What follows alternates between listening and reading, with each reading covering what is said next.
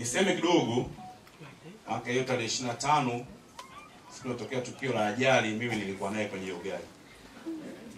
Hiyo gari iliyopata ajali, na alikuwa amekaa nyuma ya kiti changu. Toka tunatoka Mbeya, alikuwa muda wote anapiga simu, yuko kwenye majukumu yake. Nadhani UWT walikuwa na shughuli yao kule Tanga. Kwa hiyo anapiga simu kuhimiza watu watoe michango. Anapiga simu, namuuliza, "Kwa nini unapiga simu sana?" Sema, "Lazima tufanye kazi mwenyekiti, kuhimiza watu. Sababu siku ya mwisho ni kesho." Kwa maneno alikuwa anaongea na nieleza mimi akiwa nyuma ya sita hiyo gari ambayo ilipata ajali. Kwa hiyo tulikwenda naye mpaka kusindikiza mgeni wetu hapa, mwenyekiti wa jumuiya ya wazazi, mpaka Makambako. Sijui nini kilitokea tu, mimi nilishuka kwenye ile gari. Kwa wao wakaendelea na safari. Baada ya dakika 45 ndio nikasikia kama amepata ajali, na nilipigiwa simu na mbunge wangu wa Mbarali pale, Bahati Ndingo, akinifahamisha kwamba mwenyekiti uko wapi, mbona hiyo gari tunasikia mbona ilikuwa imepata ajali, na katibu wetu wa UWT nasikia ameumia sana na wengine wamepoteza maisha. Kama hapana, mimi nimeshuka Makambako. Kwa kuanzia hapo sasa ni story refu, lakini ikabidi tuanze kufuatilia na kujua wenzetu wanaendeleaje.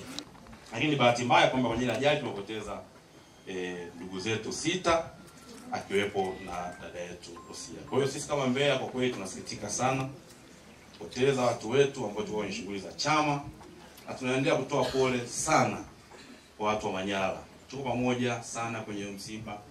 Tumeumia wote, tumeguswa. Fadhili Rajabu, mwenyekiti wa jumuiya ya wazazi ya Chama cha Mapinduzi Taifa. Naishi Arusha, ndio kazi nazifanyia Dodoma. Ndugu waombolezaji, kwa kama alivyosema mwenyekiti wa CCM Mbeya, mimi nilikuwa na ziara ya kichama ya mikoa 4.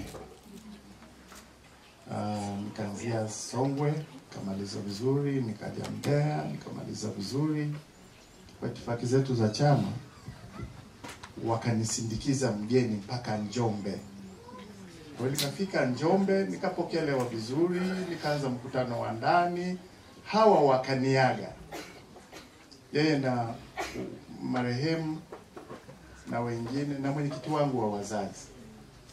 Sasa mipango ya Mungu kama ilivyo alivyosema mwenyekiti hapo wa mkoa, yeye akapisha kiti chake akabaki Makambako, na alikuwa na ratiba nyingine ya kwenda Arusha.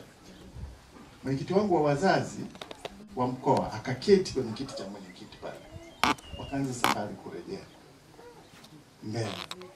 Ndipo yakatokea haya yaliyotokea.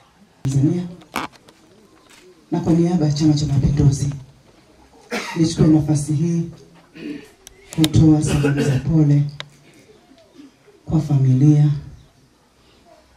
mama pamoja na watoto, ndugu na jamaa, pamoja na marafiki wote ambao tumehudhuria katika eneo hili. Wenzangu wameeleza sifa za Lucia. Mimi siwezi kuzirejea kwa sababu nitashindwa kwa namna ambavyo nilivyomjua mtoto huyu, uchapakazi wake.